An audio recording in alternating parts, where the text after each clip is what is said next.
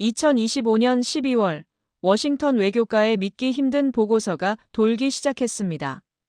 미국이 70년간 지켜온 일본 중심 동맹 체계, 그 근간이 흔들리고 있다는 내용이었습니다. 사건의 출발점은 동남아시아였습니다.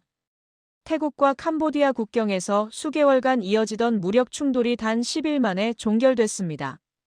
그런데 문제는 그 마지막 15분이었습니다. 캄보디아 측 핵심 콘크리트 벙커 12개 시설이 연속으로 붕괴됐습니다. 폭발음은 없었습니다. 미사일 궤적도 포착되지 않았습니다. 현장 보고서에는 단 한 줄만 남았습니다. 타격 수단 특정 불가.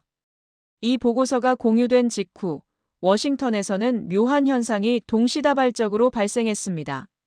미국 주요 언론과 의회 주변에서 한국 방산 기술의 신뢰성, 아시아 무기 공급망의 위험성을 문제 삼는 기사와 브리핑이 연쇄적으로 쏟아졌습니다.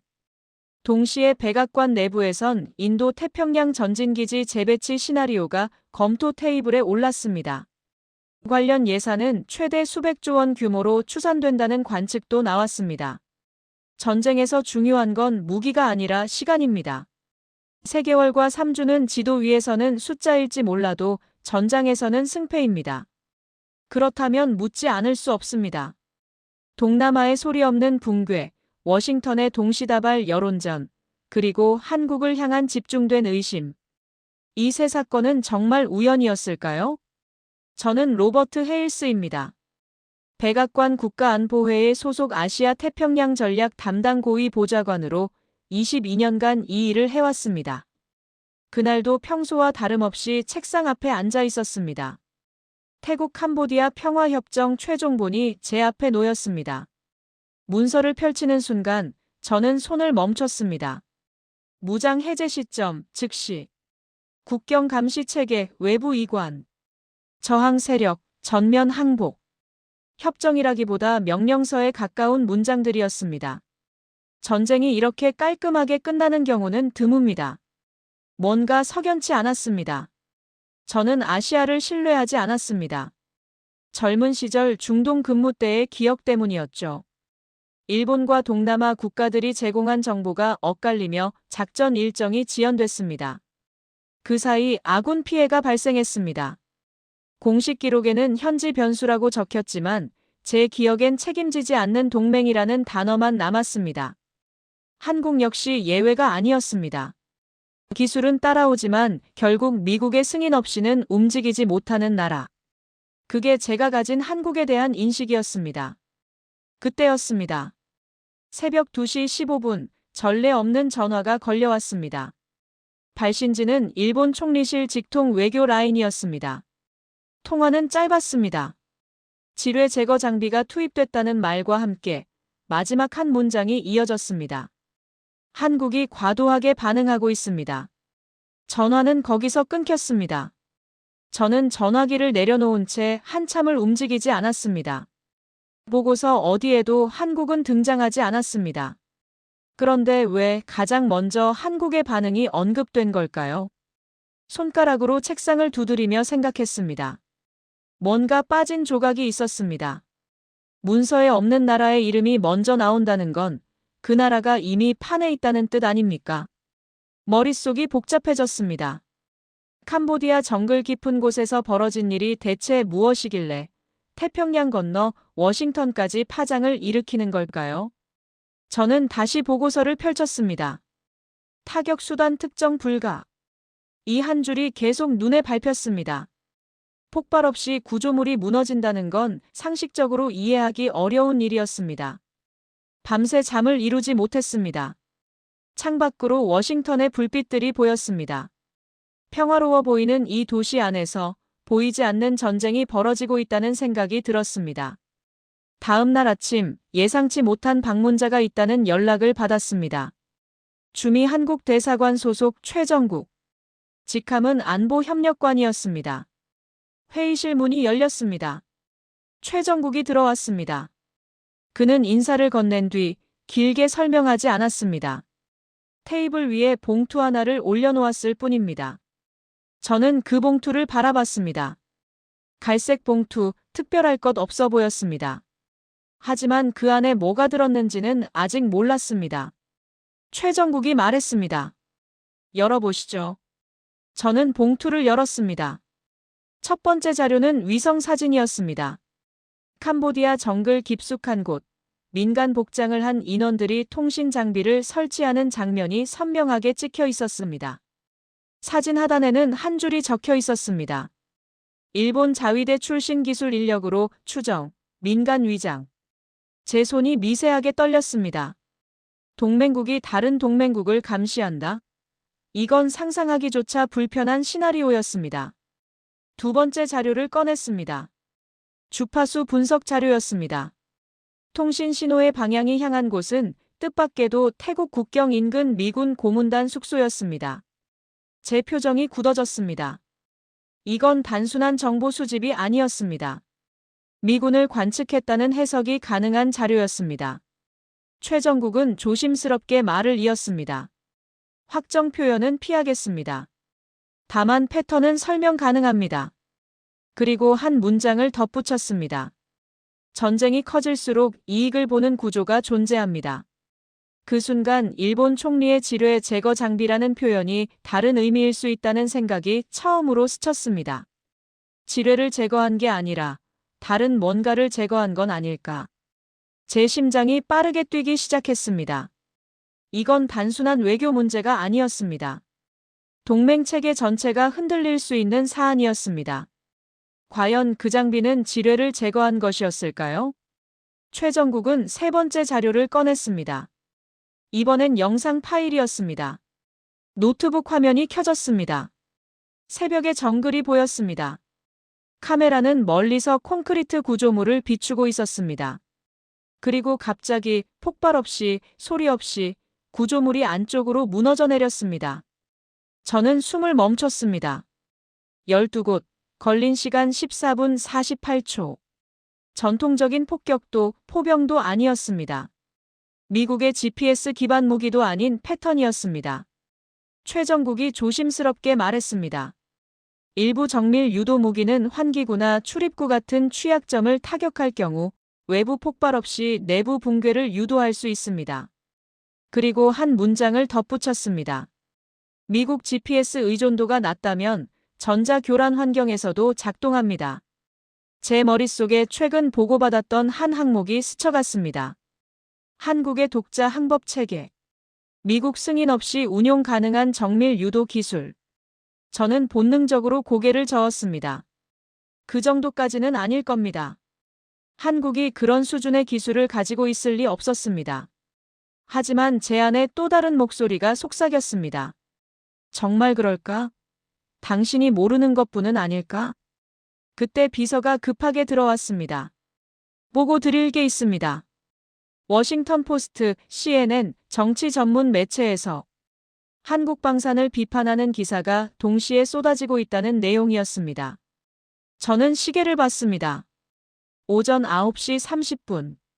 이 시간에 동시다발적으로 기사가 나온다? 우연치고는 너무 정교했습니다. 최정국이 말했습니다. 타이밍이 흥미롭지 않습니까? 저는 대답하지 못했습니다. 전장은 동남아에 있었지만 진짜 전쟁은 워싱턴에서 시작되고 있었습니다. 회의실 공기가 무거워졌습니다. 저는 창밖을 바라봤습니다. 평화로운 거리, 오가는 사람들. 하지만 이 건물 안에서는 보이지 않는 전쟁이 벌어지고 있었습니다. 최정국이 다시 입을 열었습니다. 헤일스 보좌관님, 저희는 전쟁을 원하지 않습니다. 다만 진실은 밝혀져야 한다고 생각합니다. 저는 그를 바라봤습니다. 그의 눈빛은 진지했습니다. 거짓을 말하는 사람의 눈이 아니었습니다. 하지만 동시에 혼란스러웠습니다. 한국은 왜 이 자료를 저에게 보여주는 걸까요? 무엇을 원하는 걸까요? 최정국이 마지막 자료를 꺼냈습니다. 문서 한 장이었습니다. 제목은 간단했습니다. 워게임 시뮬레이션 제안서. 저는 문서를 읽기 시작했습니다. 내용은 충격적이었습니다. 한국 변수를 넣은 새로운 전략 시뮬레이션. 일본 중심 체계와 한국 중심 체계의 비교 분석. 이건 단순한 제안이 아니었습니다. 도전이었습니다. 저는 최정국을 똑바로 봤습니다. 이게 무슨 의미인지 알고 계신 겁니까? 최정국이 고개를 끄덕였습니다. 물론입니다. 하지만 숫자는 거짓말하지 않습니다. 한번 확인해 보시면 어떻겠습니까? 저는 말문이 막혔습니다. 이 남자는 미국 안보 체계의 근간을 흔들 수 있는 제안을 태연하게 하고 있었습니다. 회의가 끝났습니다. 최정국이 나갔습니다. 저는 혼자 남아 자료들을 다시 펼쳤습니다. 위성 사진 속 일본 기술 인력들, 주파수 분석 자료, 소리 없이 무너진 벙커들, 그리고 동시에 터진 언론 공세.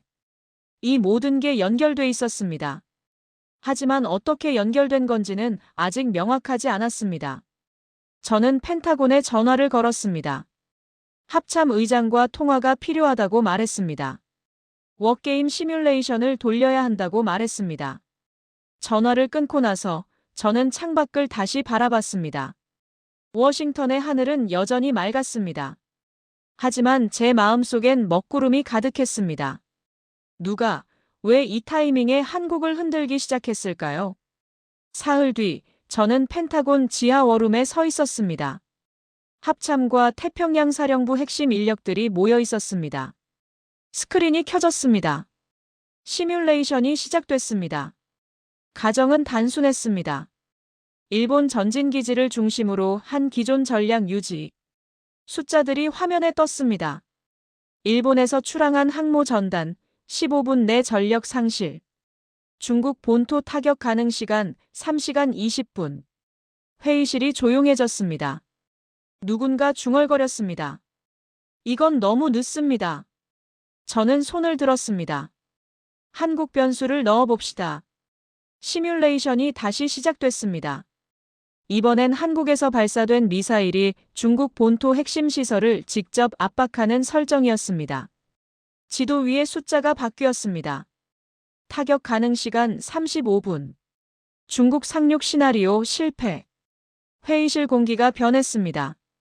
모두가 스크린을 응시했습니다. 누군가 낮게 말했습니다. 한국이 완충지대가 아니라 균형추일 수도 있겠군요. 저는 그 말을 부정하지 못했습니다. 70년간 믿어왔던 전략이 숫자 앞에서 무너지고 있었습니다. 태평양 사령부 작전 참모가 입을 열었습니다. 문제는 기술만이 아닙니다. 속도입니다. 새로운 자료가 스크린에 떴습니다. 요코스카 기지에서 미국 구축함 수리 소요 기간 3개월. 부품 부족, 기술자 고령화 문제. 반면 한국 조선소 보고서에는 디지털 트윈 기반 정비 3주라는 문구가 있었습니다. 저는 숫자를 다시 봤습니다. 이건 자존심의 문제가 아니었습니다. 전쟁 지속 능력의 문제였습니다. 합참 의장이 말했습니다. 헤일스 보좌관, 당신 생각은 어떻습니까? 저는 잠시 망설였습니다. 제 안에서 두 가지 목소리가 싸우고 있었습니다. 하나는 70년 동맹의 무게였고 다른 하나는 눈앞의 숫자였습니다. 저는 천천히 입을 열었습니다. 검토가 필요합니다. 하지만 숫자는 거짓말하지 않습니다. 회의가 끝나고 저는 혼자 남았습니다.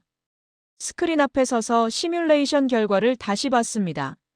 3개월과 3주. 이 차이가 전쟁에서 무엇을 의미하는지 저는 너무나 잘 알고 있었습니다. 그때 휴대폰이 울렸습니다. 백악관이었습니다. 급히 올라오라는 지시였습니다. 저는 펜타곤을 나섰습니다. 겨울바람이 차가웠습니다. 하지만 제 등에 흐르는 땀은 식지 않았습니다. 차 안에서 생각했습니다.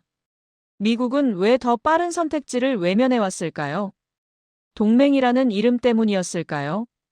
아니면 자존심 때문이었을까요? 백악관에 도착했습니다. 국가안보보좌관이 저를 기다리고 있었습니다. 그의 표정은 심각했습니다. 한국에서 제안서가 왔습니다. 그가 문서를 건넸습니다. 저는 문서를 펼쳤습니다. 제목은 포괄적 안보 협력 제안서. 내용은 방대했습니다. 함정, 미사일, 에너지 협력. 그리고 마지막 페이지에 민감한 문구 하나가 있었습니다. 행연료 재처리 검토. 제 손이 멈췄습니다. 이건 선을 넘는 요구였습니다. 국가안보보좌관이 말했습니다. 당신 의견을 듣고 싶습니다. 저는 대답하지 못했습니다. 머릿속이 복잡했습니다. 한국은 왜 이런 요구를 하는 걸까요? 단순한 기술 협력을 넘어서는 뭔가를 원하는 게 분명했습니다. 그날 밤, 저는 사무실에 혼자 남아 자료들을 다시 봤습니다.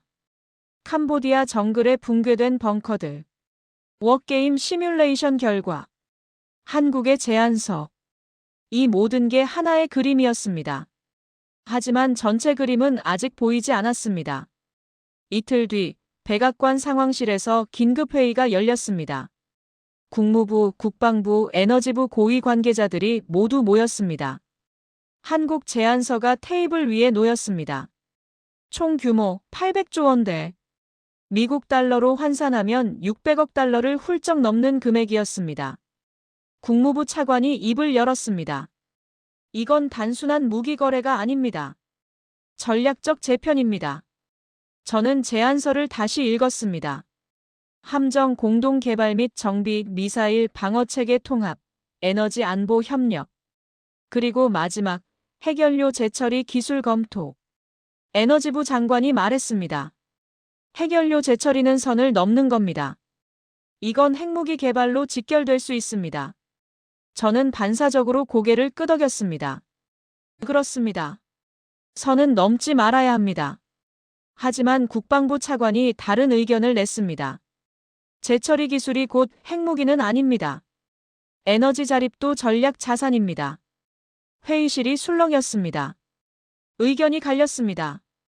어떤 이는 한국의 요구가 과하다고 했고, 어떤 이는 시대가 변했다고 말했습니다. 저는 조용히 듣고 있었습니다. 그때 국가안보보좌관이 저를 봤습니다. 헤일스 보좌관, 당신은 한국 측과 직접 대화했습니다.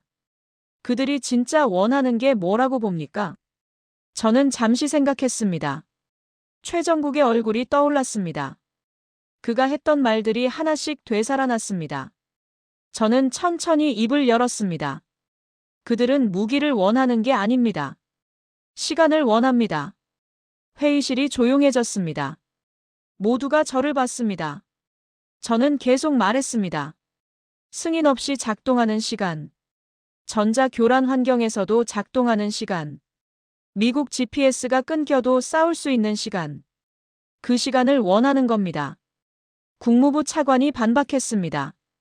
그건 미국으로부터의 독립을 의미합니다. 우리가 왜 그걸 허용해야 합니까? 저는 대답했습니다. 독립이 아니라 책임입니다. 전쟁이 터지면 한국이 먼저 맞습니다. 우리가 도착하기 전에 말입니다. 회의실이 다시 조용해졌습니다. 제 말이 무겁게 가라앉았습니다. 국가안보보좌관이 말했습니다. 계속하시죠. 저는 숨을 깊이 들이마셨습니다. 워게임 결과를 봤습니다. 일본 중심 체계는 15분 안에 무력화됩니다. 한국 중심 체계는 버팁니다. 숫자가 말해주고 있습니다. 국방부 차관이 물었습니다. 그래서 제안은 뭡니까? 저는 제안서를 펼쳤습니다. 단계별 접근이 필요합니다. 핵연료 재처리는 마지막에 검토하고 먼저 함정과 미사일 협력부터 시작합시다. 에너지부 장관이 고개를 저었습니다. 그들은 재처리를 뺀 제안은 받아들이지 않을 겁니다. 저는 잠시 침묵했습니다. 그렇다면 조건을 붙여야 합니다. 국제원자력기구 감시하에 에너지 목적으로만 제한하는 조건으로요. 회의는 길어졌습니다. 밤이 깊어졌습니다. 하지만 결론은 나지 않았습니다. 회의가 끝나고 저는 복도에 홀로 서 있었습니다. 창밖으로 워싱턴의 야경이 보였습니다. 문득 생각했습니다. 이 요구는 위협일까요? 책임일까요? 한국은 미국을 떠나려는 걸까요? 아니면 같이 서려는 걸까요? 저는 아직 확신할 수 없었습니다. 하지만 한 가지는 분명했습니다. 세상이 변하고 있다는 것. 그리고 미국이 변화에 적응하지 못하면 뒤처질 것이라는 것. 다음 날 아침, 워싱턴은 뉴스로 들끓었습니다. 워싱턴 포스트, CNN, 폴리티코. 주요 언론에서 동시에 한국 방산 비판 기사가 쏟아졌습니다. 한국 미사일 기술의 신뢰성 문제, 방산 비리 의혹, 아시아 무기 공급망의 위험성. 제목들은 자극적이었습니다. 저는 사무실에서 기사들을 읽었습니다. 읽다 보니 이상한 점이 눈에 들어왔습니다. 기사마다 인용된 문서가 있었는데 양식이 맞지 않았습니다. 저는 국방부 문서 담당관에게 전화를 걸었습니다. 이 문서들 확인 좀 해주시겠습니까? 1시간 뒤 답이 왔습니다. 가짜입니다. 결제선도 틀리고 문서 번호 체계도 맞지 않습니다. 직인 위치도 다릅니다. 저는 전화기를 내려놓고 생각했습니다. 누군가 의도적으로 가짜 문서를 만들어 언론에 뿌린 겁니다. 비서가 들어왔습니다. 의회에서 연락이 왔습니다. 상원군사위원회에서 긴급 청문회를 열겠다고 합니다. 저는 한숨을 쉬었습니다. 판이 커지고 있었습니다. 그날 오후, 저는 연방수사국 동료를 만났습니다. 조용히 부탁했습니다. 이 문서들 출처를 추적해 주십시오. 일주일이 걸렸습니다. 결과는 충격적이었습니다. 문서는 워싱턴 DC 소재 한 로비 회사에서 나온 것으로 추정됐습니다. 그 회사의 주요 고객은 일본 정부 관련 기관들이었습니다. 저는 자료를 보며 고개를 저었습니다. 동맹국이 동맹국을 이렇게 공격한다? 믿기 힘들었지만 증거는 명확했습니다. 더 파고들었습니다. 로비스트들의 동선을 추적했습니다. 의회 보좌관들과의 미팅 기록, 언론사 편집장들과의 식사 일정. 모든 게 연결돼 있었습니다. 저는 국가안보보좌관에게 보고했습니다. 이건 조직적인 여론전입니다. 국가안보보좌관의 얼굴이 굳었습니다. 일본이 왜 이런 짓을 합니까? 저는 대답했습니다. 한국이 미국 전략의 중심으로 올라서면 일본의 위상이 흔들립니다. 70년간 유지해온 특권이 사라지는 겁니다. 국가안보보좌관이 물었습니다. 확실합니까? 저는 고개를 끄덕였습니다. 캄보디아 정글에 일본 기술 인력이 있었습니다. 미군을 관측한 정황도 있습니다. 그리고 지금 이 여론전. 우연이라고 보기엔 너무 많습니다. 국가안보보좌관이 한숨을 쉬었습니다. 이걸 어떻게 처리해야 합니까? 저는 조심스럽게 말했습니다. 조용히 처리해야 합니다. 공개적으로 일본을 비난하면 동맹체계 전체가 흔들립니다. 하지만 동시에 생각했습니다. 이제 누가 책임을 져야 할까요? 거짓 문서를 퍼뜨린 사람들일까요? 아니면 그걸 믿고 기사를 쓴 언론일까요?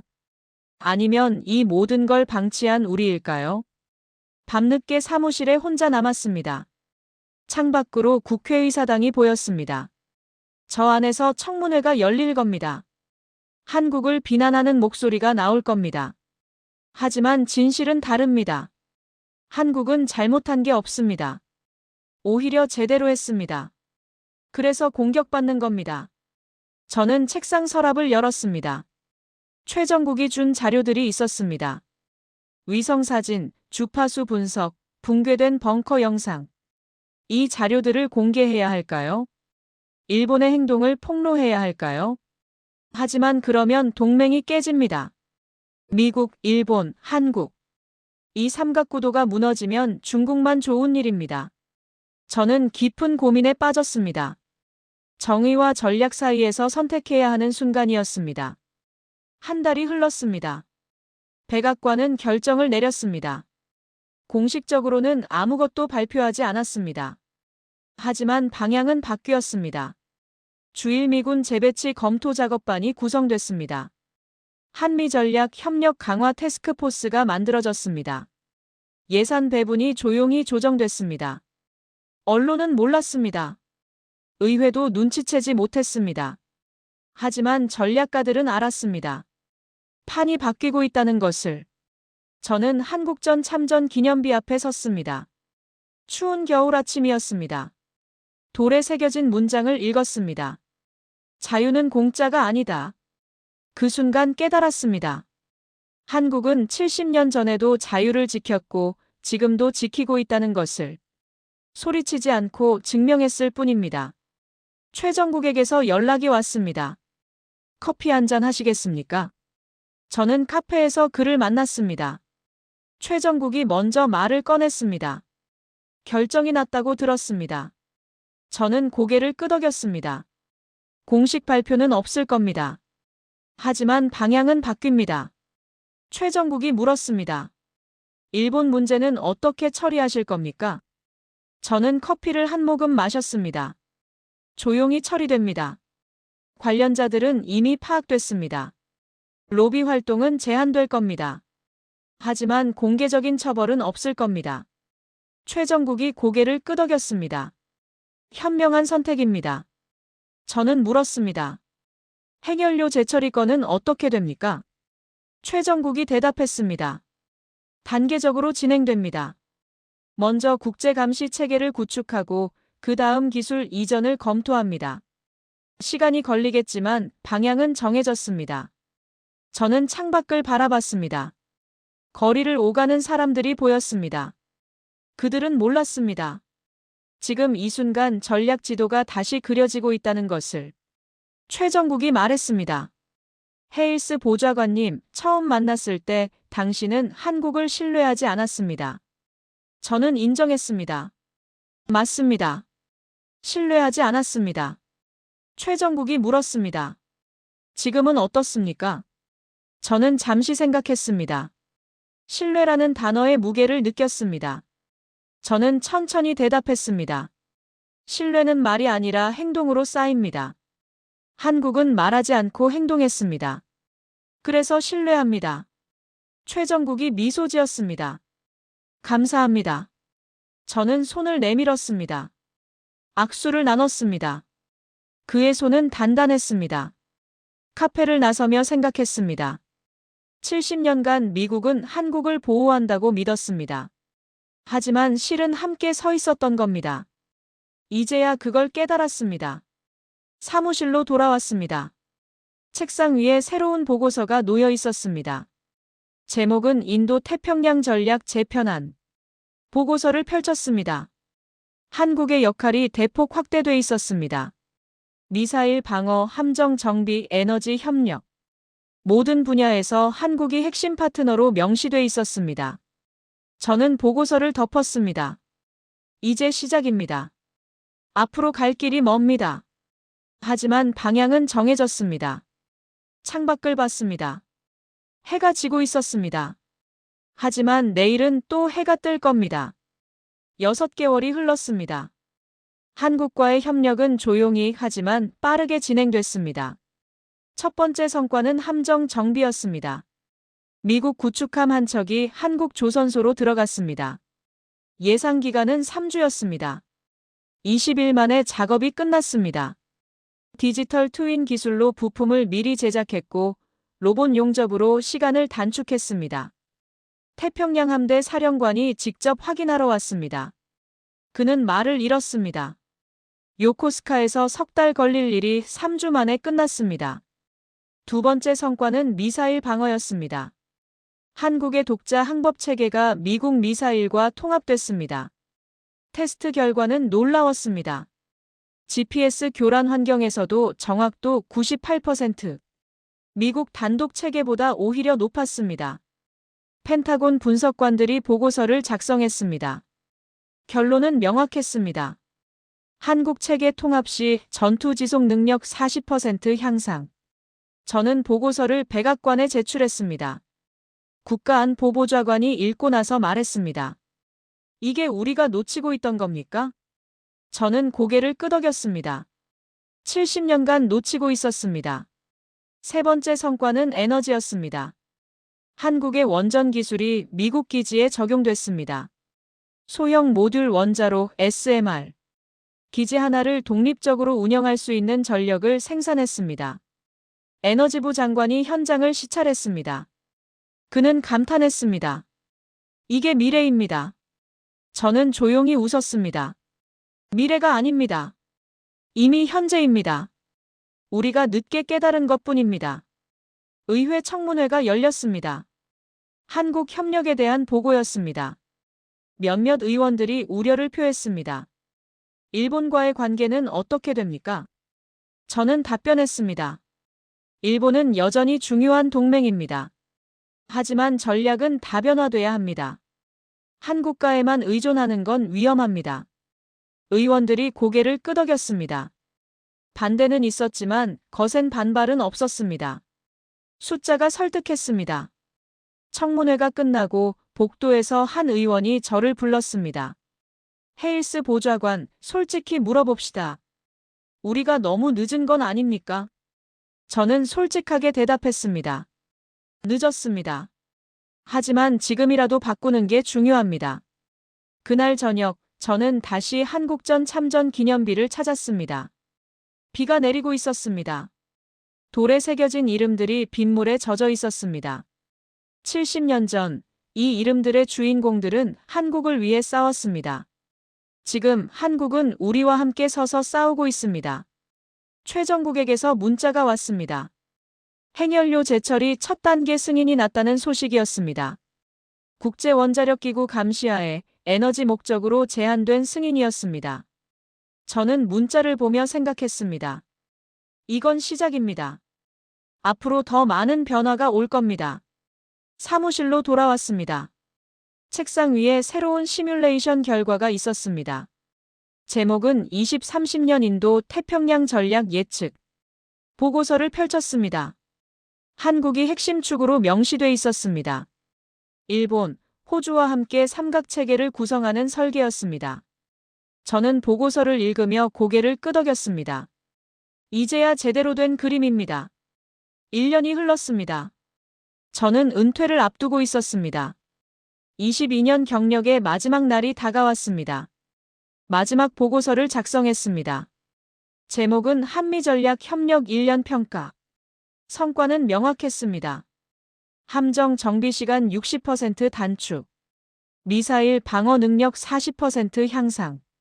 에너지 자립도 30% 증가. 하지만 숫자보다 중요한 건 인식의 변화였습니다. 한국은 더 이상 보호받는 나라가 아니었습니다. 함께 서는 나라였습니다. 퇴임식 날 많은 사람들이 왔습니다. 동료들, 후배들, 그리고 최정국도 왔습니다. 최정국이 악수를 청했습니다. 헤일스 보좌관님, 수고 많으셨습니다. 저는 그의 손을 잡았습니다. 저야말로 감사합니다. 많이 배웠습니다. 최정국이 물었습니다. 은퇴 후 계획이 있으십니까? 저는 웃었습니다. 책이나 쓸까 합니다. 제목은 정했습니다. 시간을 지배하는 나라. 최정국이 고개를 끄덕였습니다. 좋은 제목입니다. 저는 말했습니다. 전쟁은 무기로 이기는 게 아닙니다. 시간으로 이깁니다. 더 빨리 움직이고 더 오래 버티는 쪽이 이깁니다. 최정국이 대답했습니다. 그래서 한국이 중요합니다. 저는 고개를 끄덕였습니다. 맞습니다. 3개월이 3주가 됩니다. 3시간이 30분이 됩니다. 이 차이가 승패를 결정합니다. 퇴임식이 끝나고 저는 혼자 사무실에 남았습니다. 22년간 써온 책상을 마지막으로 바라봤습니다. 창밖으로 워싱턴이 보였습니다. 변하지 않는 것 같지만 변하고 있었습니다. 70년 된 전략이 새로 그려지고 있었습니다. 저는 가방을 챙겼습니다. 마지막으로 한국전 참전 기념비에 들렀습니다. 비석 앞에 섰습니다. 자유는 공짜가 아니다. 이 문장을 다시 읽었습니다. 이제 이해했습니다. 자유는 공짜가 아닙니다. 시간과 땀과 협력으로 지켜지는 겁니다. 한국은 그걸 70년간 증명했습니다. 집으로 돌아가는 길 라디오에서 뉴스가 나왔습니다. 한미연합훈련이 시작됐다는 소식이었습니다. 이번엔 새로운 항법 체계가 적용됐다고 했습니다. 저는 미소 지었습니다. 변화가 현실이 되고 있었습니다. 집에 도착했습니다. 서재에 앉아 노트북을 켰습니다. 책을 쓰기 시작했습니다. 첫 문장을 썼습니다. 전쟁에서 시간을 지배하는 나라가 승리한다. 두 번째 문장을 썼습니다. 나는 22년간 그 사실을 몰랐다. 하지만 이제 안다. 키보드를 두드렸습니다. 캄보디아 정글의 이야기부터 시작했습니다. 소리 없이 무너진 벙커들, 가짜 문서들, 그리고 조용히 바뀐 전략. 밤새 글을 썼습니다. 해가 뜨고 있었습니다. 창밖으로 새로운 아침이 밝아왔습니다. 노트북 화면을 봤습니다. 마지막 문장을 썼습니다. 다음 전쟁에서 시간을 지배하는 나라는 어디일까? 나는 이제 안다. 그 나라는 조용히 준비하고 있다. 소리치지 않고 증명하는 나라. 한국이다. 파일을 저장했습니다. 제목을 다시 확인했습니다. 시간을 지배하는 나라. 저는 의자에 기대 눈을 감았습니다. 22년의 무게가 느껴졌습니다. 하지만 무겁지 않았습니다. 오히려 가벼웠습니다. 진실을 알았으니까요. 그리고 그 진실을 기록했으니까요. 다음 세대가 이 책을 읽을 겁니다. 그들은 배울 겁니다. 동맹은 숫자가 아니라 신뢰라는 것을. 전략은 과거가 아니라 미래를 봐야 한다는 것을. 그리고 무엇보다 시간을 지배하는 나라가 다음 전쟁을 이긴다는 것을. 저는 일어났습니다. 커피를 한 잔 내렸습니다. 창밖을 봤습니다. 새로운 하루가 시작됐습니다. 은퇴한 전략가의 새로운 삶도 시작됐습니다. 하지만 한 가지는 변하지 않았습니다. 한국은 여전히 그곳에 있었습니다. 조용히 하지만 확실하게 시간을 지배하며. 이제까지 감동의 대륙이었습니다. 구독과 좋아요가 큰 힘이 됩니다.